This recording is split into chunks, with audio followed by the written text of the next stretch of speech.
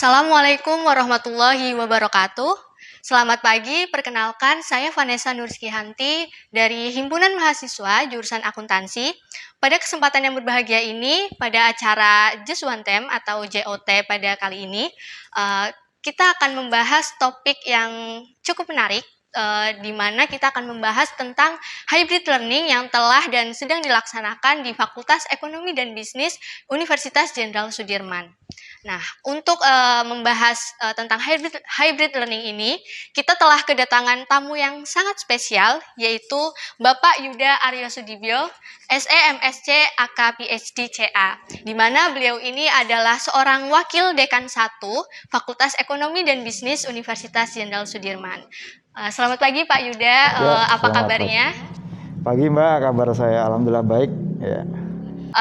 Mungkin setelah terpilih menjadi wakil dekan 1 di Fakultas Ekonomi dan Bisnis ini, Pak Yuda lebih padat gitu ya Pak, kegiatannya lebih sibuk, tetapi pagi hari ini Bapak telah berkenan hadir menyempatkan waktunya di sela-sela kesibukannya untuk menghadiri acara JOT ini.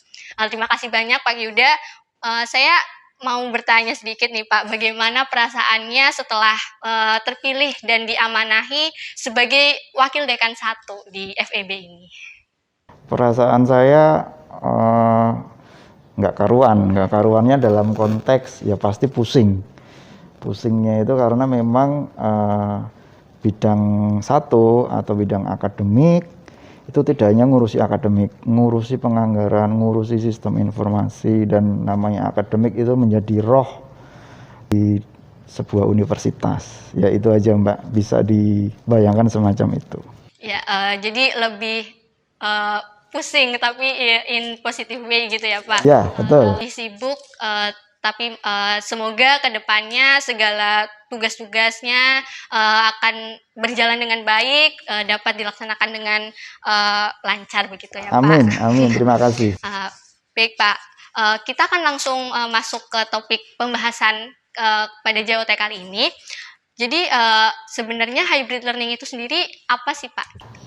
Oke, konsep hybrid learning di sini sebenarnya perpaduan antara kuliah daring dengan luring. Jadi memang yang dikonsepkan di sini sesuai dengan surat edaran rektor itu, dalam sebuah kelas itu ada pembelajaran yang daring dan ada yang luring.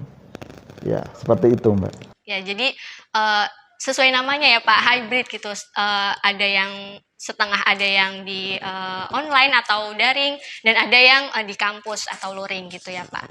Jadi tujuan fakultas sendiri untuk mulai memberlakukan perkuliahan tatap muka ini tuh apa ya Pak? Dan pertimbangan yang dilakukan sebelum melaksanakan kuliah hybrid ini seperti apa?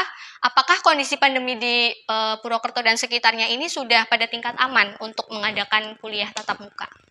Baik, terima kasih. Jadi kalau pertimbangannya jelas, kalau kami yang ada di level fakultas itu adalah perintah dari universitas, dan juga kita juga paham dari kementerian pun juga menginstruksikan kita memulai, ya berbeda dengan kita menerapkan. Jadi pada prinsipnya di edaran rektor tersebut meminta unit-unit itu mulai uji coba seperti itu, karena kita juga tidak mau mengambil resiko-resiko yang berkaitan dengan masalah kesehatan. Jadi seperti yang disampaikan tadi, universitas pun mengeluarkan itu berdasarkan kondisi status kesehatan ya yang ada di Banyumas dan sekitarnya. Seperti itu Mbak, singkatnya. Ya, jadi keputusan untuk uji coba gitu ya Pak, mengadakan perkuliahan secara hybrid gini, itu berdasarkan surat edaran dari rektor sendiri, di mana mungkin fakultas-fakultas yang ada di Unsud mulai uji coba gitu ya Pak.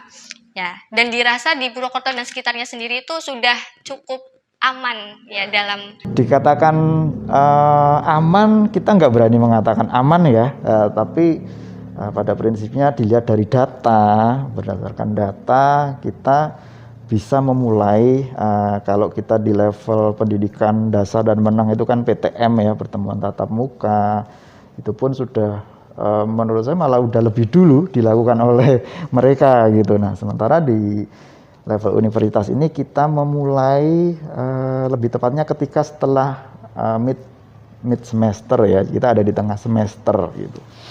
Jadi kondisinya kita lihat pastilah berbagai pertimbangan. Ya, baik Pak. Dengan beberapa pertimbangan tersebut, jadi dari info yang saya dapatkan ya Pak, jadi surat edaran dekan ini sendiri itu untuk yang di Fakultas Ekonomi dan Bisnis. Nah, itu terbit pada tanggal 8 Oktober. Nah, sedangkan mahasiswa itu sudah mulai untuk mengelis matkul apa yang akan diikuti secara luring ini itu pada tanggal 14 Oktober. Nah, untuk pelaksanaannya sendiri itu dimulai pada tanggal 18 Oktober, di mana kita bisa melihat selang waktunya itu cukup singkat ya Pak, cukup singkat, mungkin kurang lebih 4 hari. Nah, mengapa fakultas itu mengambil tindakan yang cukup cepat gitu Pak untuk langsung melaksanakan uji coba hybrid ini gitu Pak? Karena sesuai info yang saya dapat juga di beberapa fakultas lain di Unsud ini ada yang tidak secepat FEB gitu. Jadi FEB itu saya lihat cukup cepat untuk melaksanakan hybrid ini gitu. Baik, terima kasih. Jadi kalau dikatakan cepat itu sebenarnya saya akan ceritakan pada saat itu saya memang belum berkantor di Rudiro, tapi proses dari fakultas itu gimana menginisiasi saya juga ikut karena saat itu saya di jurusan. Jadi memang saat itu fakultas mengundang beberapa program studi jurusan. Nah, di situ itu intinya disosialisasikan tentang edaran rektor, kemudian kira-kira pertimbangan misalkan ini nanti pelaksananya seperti apa, kelas mana saja yang siap, kira-kira mahasiswa itu kayak gimana nanti responnya dan sebagainya. Kita udah diskusikan beberapa step sebelumnya, kemudian sampai yang Mbak sampaikan tadi, mungkin dalam waktu yang singkat kita keluarkan edaran dari fakultas terkait dengan teknis pelaksanaan. Nah, saya kira di situ itu karena kita menginjak di tengah, ya di tengah-tengah ujian mid sampai kita harus segera melakukan perkuliahan juga, memulai perkuliahan. Nah, ini juga mungkin kenapa kita juga memang harus cepat-cepat bergerak kemarin. Berarti untuk perencanaan uji coba hybrid ini sendiri bisa dibilang itu sudah cukup lama gitu ya Pak untuk direncanakan dan dikatakan lama juga enggak juga karena munculnya edaran rektor sampai kita wajib melaksanakan setelah mid. Nah, padahal mid ini kan di tiap fakultas kadang selisih 1 minggu kayak gitu, sehingga ya kita katakan cukup lah. Kalau dikatakan lama yang enggak juga gitu. Lalu untuk persiapannya itu sendiri ya Pak, apa saja yang dipersiapkan gitu Pak untuk uji coba hybrid learning ini? Ya, sebenarnya tahap persiapan itu yang pasti adalah sarana dan prasarana ya. Artinya dengan segala keterbatasan, dengan waktu yang memang juga terbatas, kita mempersiapkan, sementara kita harus uji coba. Nah, itu selalu kita cek. Nah, kemudian juga berkaitan dengan masalah jaringan internet. Ini yang menjadi fokus kami juga, karena gimana caranya? Karena kita bisa, ya intinya kita hybrid itu juga harus didukung ya Mbak Yana. Kita intinya antisipasi di situ. Apa yang kita miliki kita optimalkan lah. Intinya seperti itu pada saat ini. Poin berikutnya pasti berkaitan dengan prokes.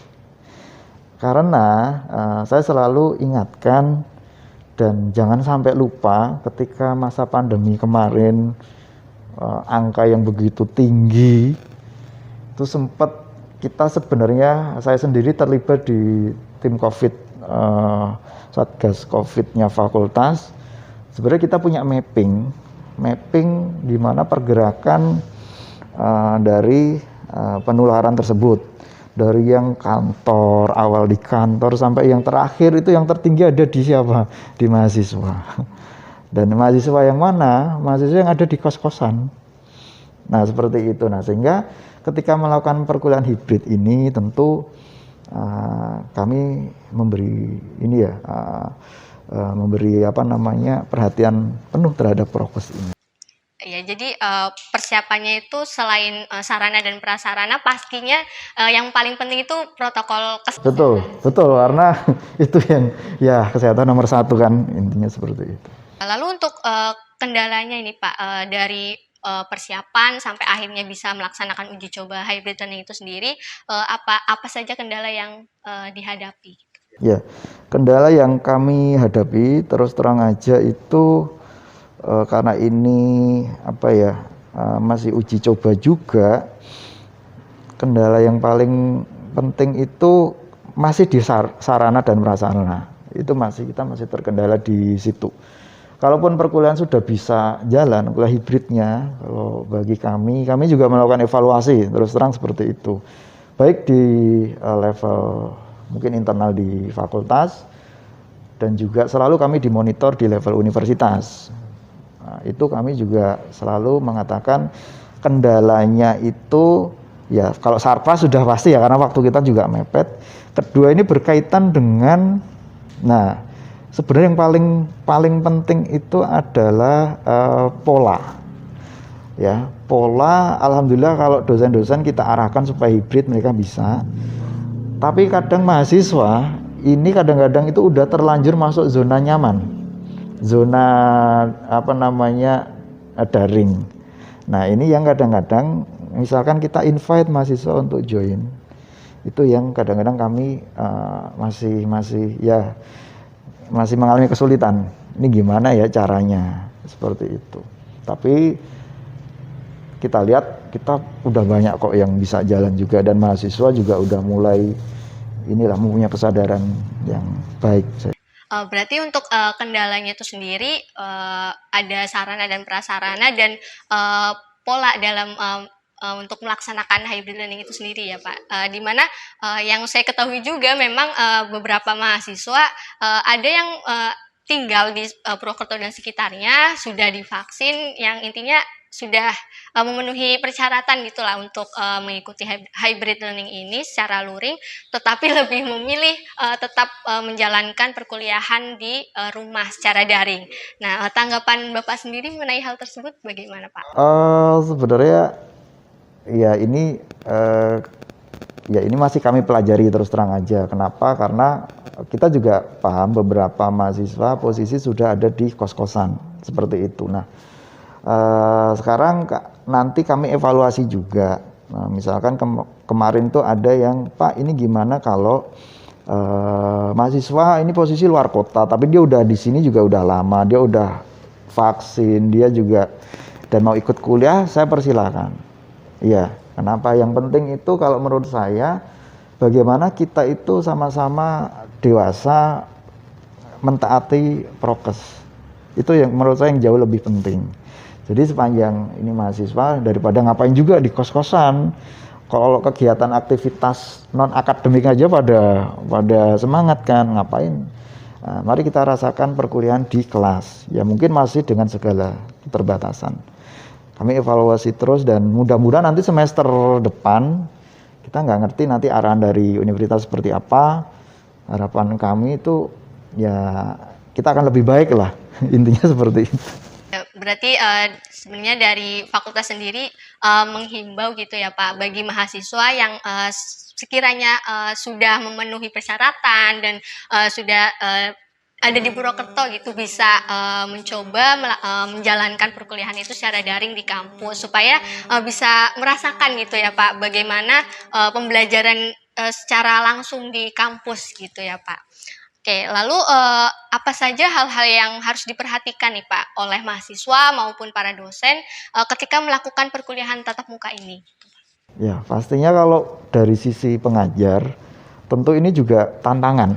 Ketika melakukan ini tantangan. Kenapa? Karena sebenarnya konsentrasi itu bisa dikatakan terbagi ya antara yang ada di ruangan dengan yang di ya di room misalkan di Zoom ya, seperti itu. Dan saya juga berterima kasih pada baik para dosen, mahasiswa, kemudian juga semua tenaga kependidikan ya, dan juga organisasi mahasiswa di kampus yang sudah support untuk pelaksanaan itu ya.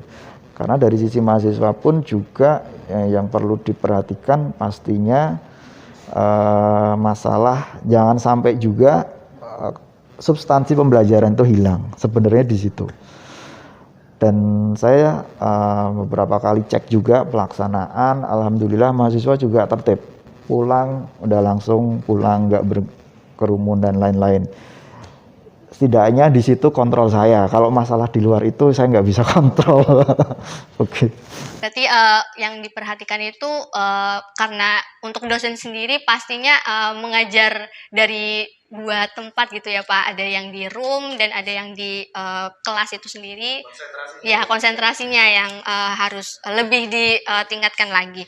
Lalu untuk protokol kesehatan sendiri nih Pak, seperti pengecekan surat izin dari orang tua dan pengecekan surat vaksinasi, suhu dan jaga jarak itu dalam pelaksanaan perkuliahan luring itu sendiri, apakah sudah dilaksanakan atau bagaimana? Oke, kalau berkaitan dengan administrasi pendidikan, terus terang kita sudah berupaya, tapi saya kira belum maksimal ya. Dan ini yang menjadi konsen saya ke depan berkaitan dengan bukti vaksin dan lain-lain ya.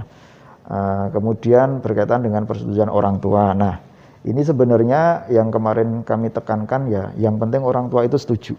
Itu dulu aja ya. Jadi kita latih secara jujur ya, kadang-kadang di grup kelas itu. Nah, ini tolong sampaikan ke orang tua, boleh enggak? Nah, ini kan harapan kami jujur aja dulu, itu yang paling penting. Nah, ke depan insya Allah kami akan tingkatkan juga bab masalah administrasi kesehatan, bukti-bukti seperti itu. Ya. Jadi untuk administrasi seperti surat izin, surat vaksinasi itu sendiri mungkin kedepannya akan lebih dimaksimalkan lagi ya Pak mengenai pelaksanaan perkuliahan luring ini. Lalu untuk pendataan mahasiswa sendiri nih Pak yang mengikuti pembelajaran luring, apakah hanya boleh yang berdomisili di Banyumas dan sekitarnya atau yang di luar itu juga boleh? Kayak di kos gitu Pak, kan dia domisili mungkin di luar Banyumas, tapi sudah berada di Banyumas gitu. Apakah boleh? Kalau kebijakan kami memang di aturan rektor itu dikatakan ini khusus bagi angkatan 20 dan 21. Itu kami memang strict di situ. Tapi juga dalam praktik di lapangannya kami melihat beberapa pertimbangan. Pertimbangan tadi sudah ada mahasiswa luar kota yang memang dia itu sebenarnya udah ada di kos-kosan. Nah, yang semacam itu bagi kami tidak masalah sepanjang satu, kuota di kelas masih mencukupi. Kedua, benar-benar dia mendapat izin dari orang tuanya. Ketiga, ya dia sanggup mematuhi prokes termasuk udah vaksin dan sebagainya. Jadi nggak masalah kalau menurut saya. Berarti dari pihak fakultas itu sendiri tidak masalah gitu ya Pak untuk mahasiswa yang berdomisili di luar Banyumas, tetapi jika sudah berada di Banyumas dan sudah memenuhi persyaratan untuk mengikuti perkuliahan secara luring itu tidak apa-apa gitu ya Pak. Oke, untuk keefektifan hybrid learning ini sendiri itu menurut Bapak bagaimana Pak sepanjang sudah dilaksanakan ini? Sebenarnya kalau kita mengatakan ini efektif atau tidak, saya belum bisa mengatakan karena kita juga belum genap 7 pertemuan atau separuh semester dan kita belum mengevaluasi bab keefektifan itu. Tapi kalau ini hanya dari observasi kami juga melihat beberapa antusiasme ya, antusiasme entah dari pengajarnya juga, entah dari mahasiswanya, itu kita lihat. Nah, pembelajaran yang dimulai dengan antusiasme itu akan berbeda dengan pembelajaran yang udah dari awal udah nggak semangat, udah ya, itu tentu akan mempunyai kualitas yang berbeda. Berarti sebenarnya dilihat dari antusiasme untuk baik pengajar maupun mahasiswa itu sendiri ya Pak. Ya. Lalu untuk mata kuliah yang dilaksanakan secara luring ini apakah ada kriteria tertentu Pak? Oh, untuk mata kuliah ini sebenarnya kita di semua program studi kita tawarkan. Ya, kita tawarkan di semua program studi dari S1, S2, S3, profesi, diploma itu kita tawarkan. Jadi sebenarnya tidak ada pembatasan di sini. Nah, gitu ya. Hanya saja data yang masuk ke kami memang yang paling banyak itu ada di level diploma dan S1. Seperti itu, Mbak. Nah, jadi tidak ada sebenarnya kita kriteria kayak gitu, nggak ada. Bahkan yang ada adalah kriteria pembatasan jumlah mahasiswa. Kayak gitu. Jadi ada kadang mahasiswanya 1 atau 2, yaitu sepanjang memang kelas dosen dengan mahasiswa oke, ya memang itu bisa diselenggarakan, nggak masalah. Berarti untuk mata kuliah itu sendiri tidak ada? Nggak ada. Yang penting tadi ada nggak ya gitu. Nanti udah kita tawarkan nggak ada mahasiswanya kan berarti oh ya udah nggak jadi. Pak. Lalu untuk uji coba ini kan diberlakukan untuk angkatan 2020 dan 2021 saja nih Pak. Itu pertimbangannya seperti apa Pak? Kalau itu kan karena mungkin itu edaran dari rektorat ya, dari universitas. Dan terus terang kalau saya pribadi saya tidak tahu pertimbangannya itu kenapa ya sebenarnya. Cuman kalau boleh ya namanya angkatan, namanya orang kuliah kalau belum pernah menginjak ke kampusnya itu kan tentu akan berbeda ya. Mungkin lebih supaya oh ini loh kalian tuh ayo pelan-pelan kalian masuk ke kampus. Karena kalau ngelihat secara praktisnya lebih praktis perkuliahan hibrid untuk angkatan yang atas, karena pasti lebih sedikit kan siswanya gitu, bisa aja langsung semua full luring kan di situ. Tapi kenapa harus 2021? Mungkin pertimbangannya semacam itu. Mungkin karena angkatan 2020 dan 2021 ini belum pernah gitu ya Pak mencoba perkuliahan di kampus gitu ya Pak. Jadi diberikan kesempatan gitu untuk kesempatan pertamanya untuk mencoba bangku perkuliahan gitu ya Pak. Lalu apakah nantinya setelah uji coba ini angkatan yang lain gitu Pak seperti angkatan 19 juga akan melakukan kuliah secara offline gitu Pak? Kalau angkatan lainnya yang semacam itu kami pasti akan koordinasi sama universitas. Nanti biasanya ini kan ada evaluasi nanti akhir semester itu. Nah, nanti sebelum mulai semester depan itu nanti kita nunggu arahan juga dari universitas. Intinya sih kita nggak berani juga. Tapi kalau beberapa namanya uji coba, filosofi uji coba itu juga udah mulai kita terapkan. Misalkan nanti untuk ujian yang orangnya sedikit, bukan ujian ini ya, ujian akhir kayak gitu akan coba kita. Berarti untuk kedepannya nanti menunggu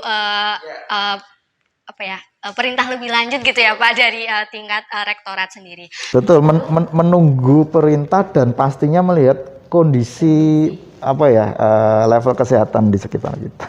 Baik Pak. Lalu untuk angkatan yang sedang melaksanakan tugas akhir itu kebijakan dari fakultas bagaimana Pak? Sebenarnya sih kalau sampai saat ini untuk tugas akhir itu terus terang kami belum bisa menyeragamkan. Jadi memang kami masih menggunakan sistem